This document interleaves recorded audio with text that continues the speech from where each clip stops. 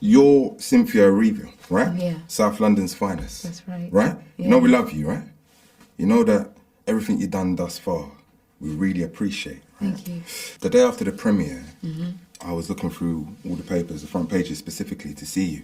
And I saw Ariana, and we know what that's all about, right?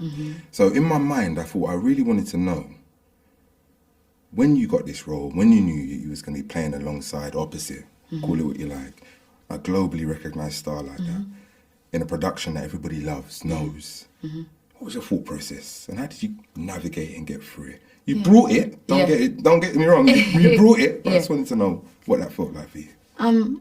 Well, first of all, it was a dream come true, because there's a part of you that's like, is this going to happen? Am I going to be able to get this? And then it happens. And then all of a sudden, there was a responsibility to be able to actually put it on screen, like bring it to the fullest and make the people who have built it proud, and make myself proud. Yeah. And so that's the first thing. And then it was like, now I have to get ready for it. So I trained and I worked and I made sure that whatever I could bring was as much as I could bring. I put my whole self into it, you know? And that's all you navigate. You can only do the work. And that's all I can see first. And so for me, it was about making sure that I did the work to get the work on screen so that I could give it to you. You hit the level, man. You're in the movie, you're framed as a wicked witch. But I wanted to know, by your perspective, who do you think is the actual villain in the story? I think the Wizard of Oz is probably the villain in the story. I don't think that either one of the ladies is wicked.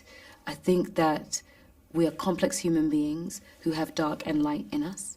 And depending on our circumstances, more of one shows or less of one shows. And I think both of these women are trying to be the lightest version of themselves. It's just that when you have propaganda changing the view of what someone is, you can't help but people start to believe what they hear as opposed to believing what they see, you know? I think that humans are complex. Humans are strange creatures, and we have to figure it out. Sometimes we get it wrong, sometimes we get it right. When I first watched it, right? Yeah.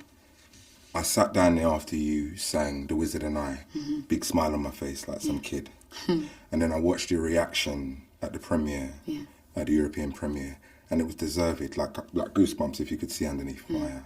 I wondered what your favourite to perform was. There were so many big ones, obviously Defying Gravity is the one that everybody wants to see, but just, what was the favourite? I think The Wizard and I was a favourite for me. But it's hard to pick because they also, there were such different moments in her story, in her journey. When we were filming, I remember having a really emotional reaction to I'm Not That Girl, just because it really talks about the people who don't feel like the ones that get picked, or the ones that are, you know, special, or the ones that are different, you know. We feel like we're the odd ones out, and we'll always be the odd ones out, so we're never going to be the first pick. But I think I loved that because whenever I did it, I never did it because I thought there was anything wrong with being different. There's an acceptance of, I'm not going to be that person, but it's okay, you know? The Wizard and I has such hope and joy in it, so whenever I sang it, it felt so wonderful. And Defying Gravity is a very special thing to be able to say, to be able to fly, literally, and sing, I'm defying gravity, when it feels like you are defying gravity, is really wonderful, yeah.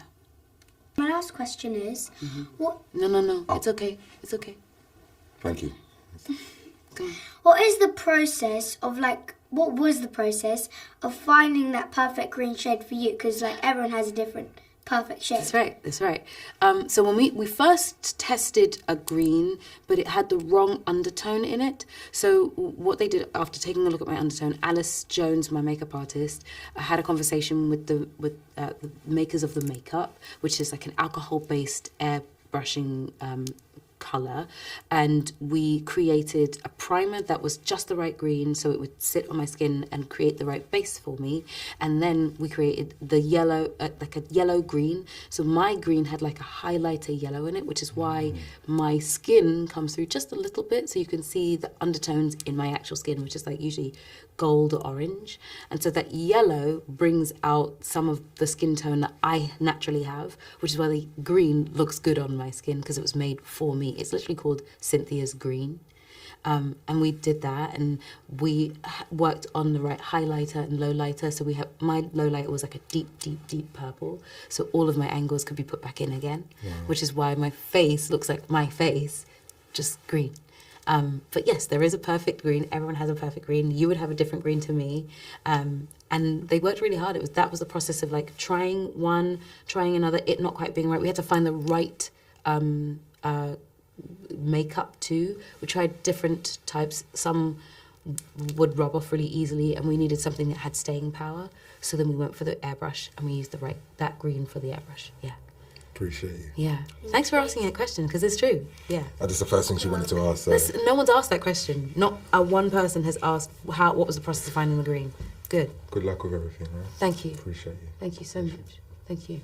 I appreciate you.